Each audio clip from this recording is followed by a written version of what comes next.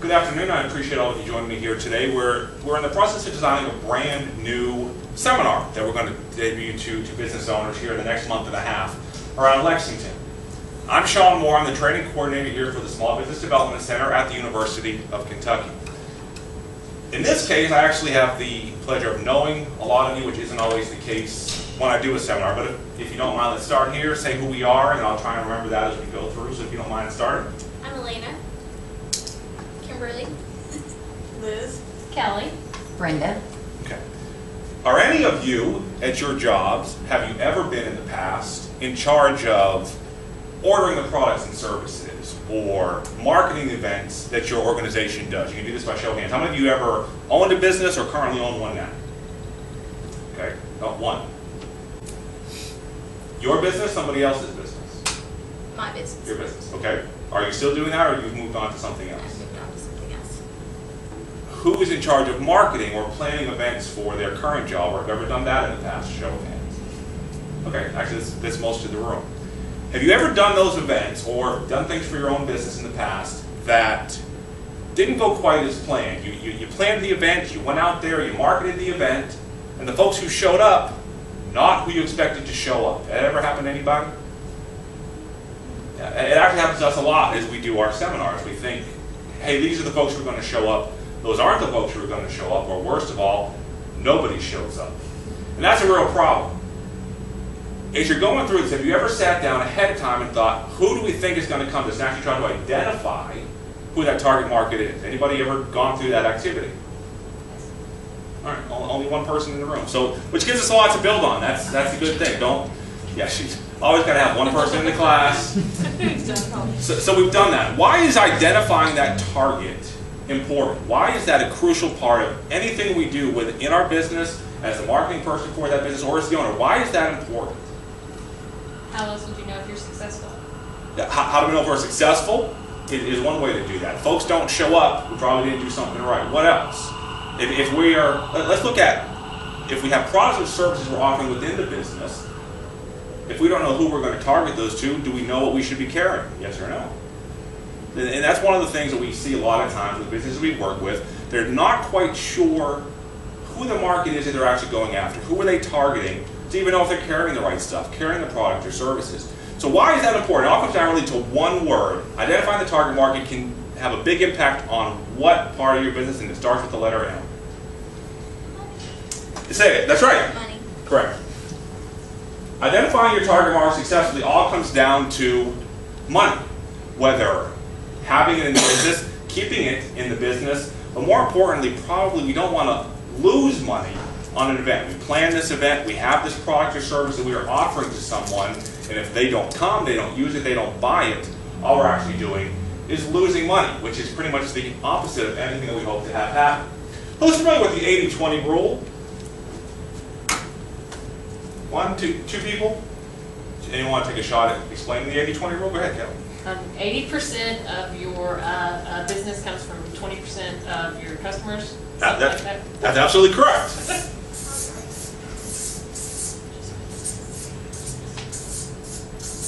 So we actually can write this as 80% and 20%. If you actually put numbers to this, you'll see why this is a very important part. So if we, on any given day in our business, 80% of what we make revenue-wise, let's say we made $1,000 that day. So 80% of 1,000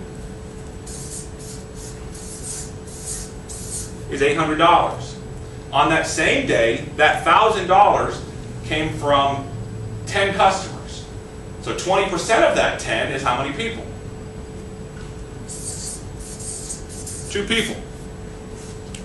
So according to that rule, with these numbers on any given day, if we have 10 people and we made $1,000, $800 came from 2 people.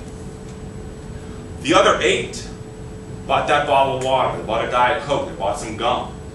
Those aren't the people we really are going to build our business around. Now they're important, obviously. But we need to know what about these 2 people? What do we need to know about them?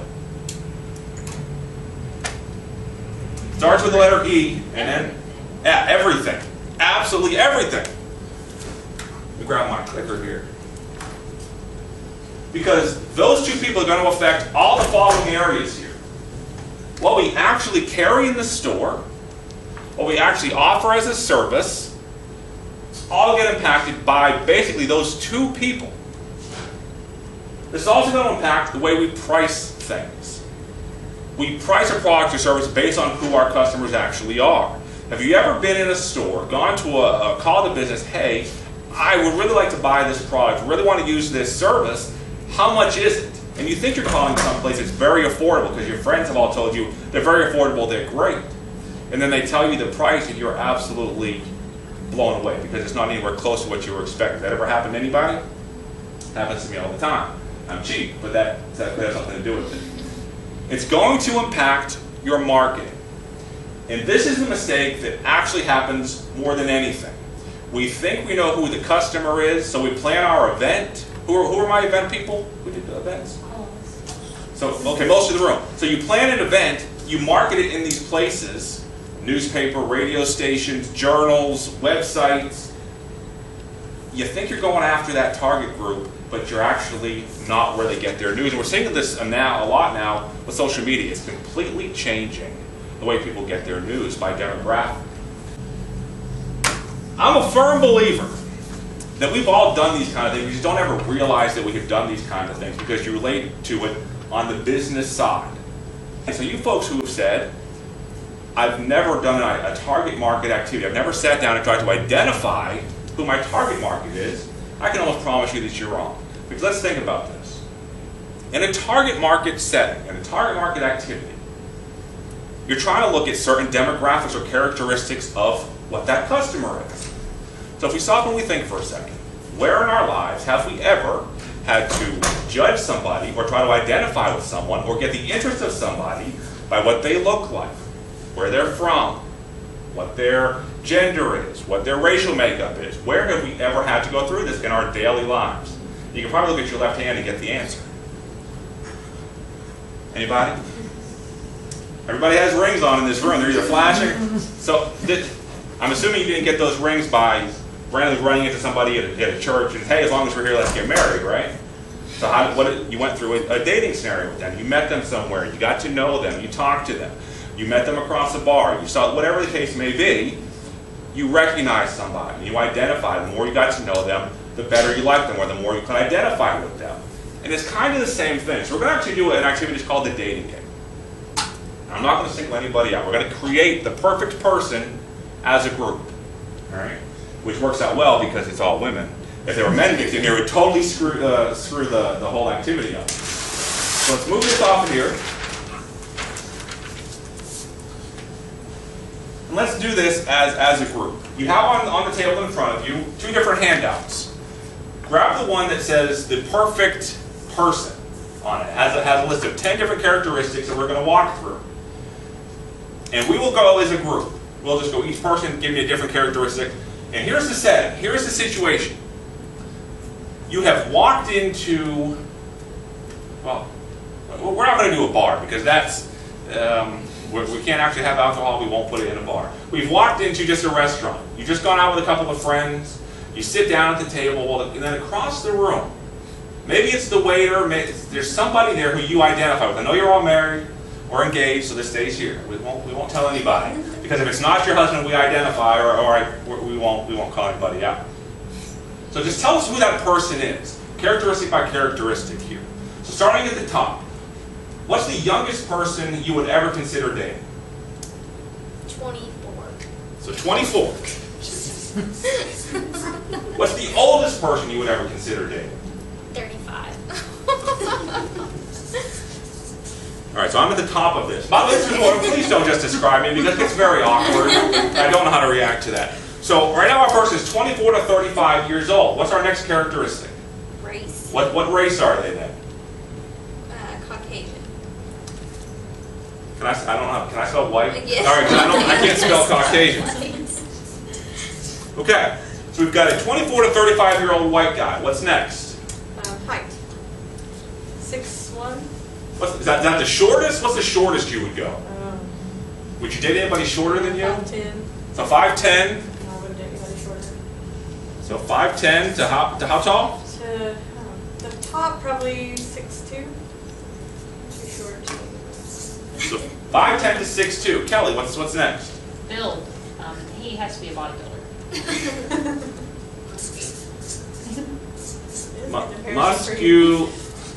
Muscular? Yes. Is that how you spell? Brenda, what's next? Favorite music. Okay, so you get in his car, and what's number one on his radio dial? Country. So he is a country music person. Let's come back to this side. Favorite type of food? Italian. Favorite food is Italian. Sorry, Kimberly, not asking my kids.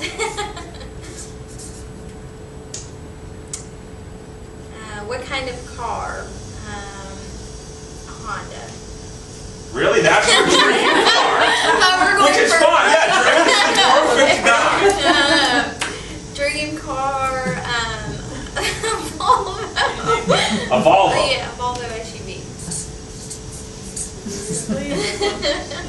Dream Liz? big sister. How much money do they make? 60 plus? So 60 plus. Is there a top line, like, hey, you know what, enough is enough, you can never spend that much? There is no, so it's at least 60 and up. Kelly? How far away do they live? Let's say 100-mile radius. So if we're doing a long distance relationship, no more than 100 miles.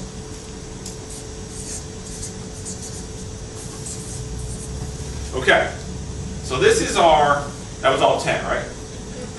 So this is the person that if we were going to create the perfect guy, this is what he looks like. He's 24 to 35 years old. He's a white guy, 5'10 to 6'2", muscular, country, music on his radio. He's going to take you to an Italian restaurant in his Volvo, which I'm assuming you can afford because he makes at least 60, but probably millions of dollars. And you would date this guy as long as he was 100 miles away or closer. Are we correct here? Okay. So this is the perfect, by the way, he's cheating on you. If he has a Volvo making this much money and he's that far, he's totally cheating on you. I hate to tell you that. So this is the perfect guy. If we were going to target our exact perfect man, according to the women in this room, this is what he looks like. This is the exact same activity you do when targeting your customers for your business, or who you think your customers are.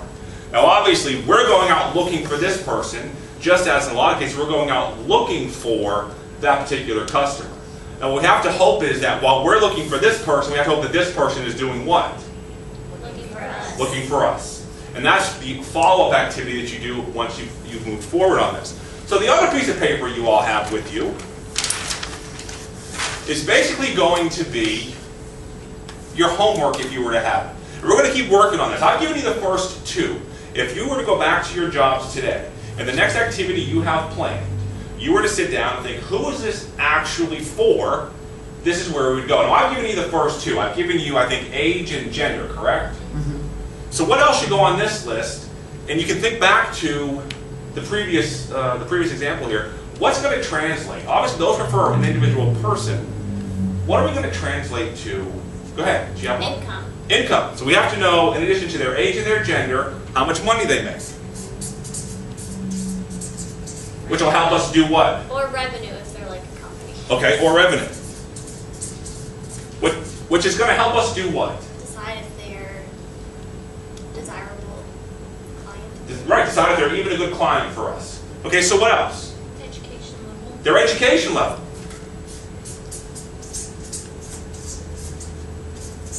Where does that come into play?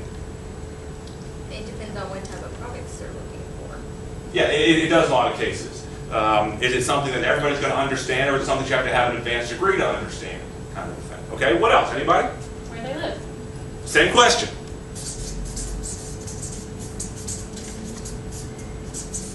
There might be a restaurant that makes the best hamburgers in the world in Louisville. We're not driving there on a regular basis to go and eat. Let's give us two more. Let's get two more if we can. What they're interested in.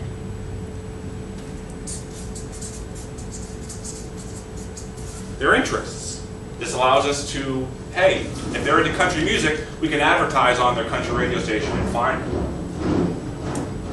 Age, gender, income, education, where they live, interests. Can you think of one more? Gender. Okay, Oh, so we already have gender. Sorry, just kidding. I wasn't listening. Well, but if it was really important, then we could put it twice. Doesn't matter in a lot of cases what their political interests might be or their political leanings. Why would that be important? I want to avoid. We absolutely want to avoid either any political tie-in at all or offending the ones who we think actually are our customers. Okay. These are only some of the identity characteristics we're going to look for in our ideal client. You have that piece of paper, take that back, and over the next week, work through that. Kind of keep an eye out who's coming to your events, who's coming into your stores, who's calling the business, if you can get that kind of information. Because you have the data, now what are you going to do with it? Is the next question. And these are the ways I like to work through when I have a client come and sit down with us. Let's look at the marketing efforts. Did we put our message out to the wrong place? You can use it to read then what you're actually offering as a product or service. If I'm staffing the business, older folks tend to shop earlier in the day, so if they're still a part of our breakdown, maybe we want to staff it with older folks because we talk to those people we identify with. If I'm comfortable, I'm more apt to buy something. So it helps you to maximize your profits in that setting. Recapping here, what is the target market? People you want to come to your store. Absolutely. People who want to come to the store, the people who want to call and use our product or services, or for a lot of you, the people who want to come to our events. The 2, not necessarily the 8, the 2 out of 10, we want to know the exact person. Why are they important? What's that one word again? Money. Money. What are some of those key characteristics? Well, they're still behind me if you guys need to cheat. And they're on the paper you have in front of you here. Basically, remember the questions we had to answer in English class? Who, what, where, why, when? Those are the questions we're trying to work through and answer here. Now, who should actually do this activity? Not just the dating game activity, but to sit there and figure out who should do this. Every business person. Every business person, absolutely correct. Everybody should be doing this, especially if you're making less money than you really thought you would be. You should definitely sit down and take a look and re-examine this. Now, I feel like I've asked a ton of questions. Who's done this? Who hasn't done this? If you guys have questions for me now, please feel free to ask them. Go, yeah, Kelly. How often should we do this? Several times, actually, is the cop-out answer, but here's why. If you're a startup, if you're just getting started doing a new business of your own, you really have to do it before you start up. You have to do this relatively soon after you start up to see if you're right. You've made all these assumptions, you've based your business plan and business model on it. You then have to follow up pretty quickly and do that. But I actually would suggest once you're up and doing this, at least every quarter. Trends don't happen overnight. You're not going to notice overnight that something has changed. So you need to be monitoring this as you go through to make sure that you're spotting these trends as they happen. So at least every quarter, I would say, you kind of have to do this. Or, for those folks, every special event that you do, you've taken the time to sit and plan this, you really need to know, am I reaching my correct people? So it's kind of a cop-out to say a lot, but it really depends on what phase of the business that you're in. So when you ask, and I hope everybody got the question here, you want to know how often should we do this kind of an activity? It really depends what phase you're in, but pretty often is really the answer. Anybody? So with a business who sees clients or has customers, this seems relatively easy. But how about a business that deals with other businesses? Okay, good question. So we did this whole activity based on a person's coming in. How do we identify that person? But what Kimberly has actually asked is, I think I'm getting this right, is if I'm a business who's dealing with other businesses, how am I doing this activity? Is that correct? Yes. Basically the same setup, but you're looking maybe for, instead of how old they are, you're looking at how many employees do they have? Do they have to have a certain number of employees to be able to utilize my products or services? You're looking at how big is the business itself? There are a lot of companies who may have their own departments in-house. They don't need your consulting services. So you're looking at, again, distance is still going to be one.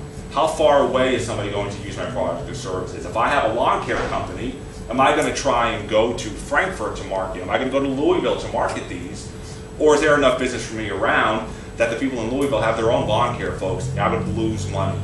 So a lot of it's the same, but it's more along the lines of business characteristics. How much? What are the revenues? I think some of you had mentioned earlier. What are the revenues that have to make a certain amount of money yearly to use your products or services? So a lot of it's the same. You just have to take it in terms of what are the characteristics of that individual business more than anything. Anything else?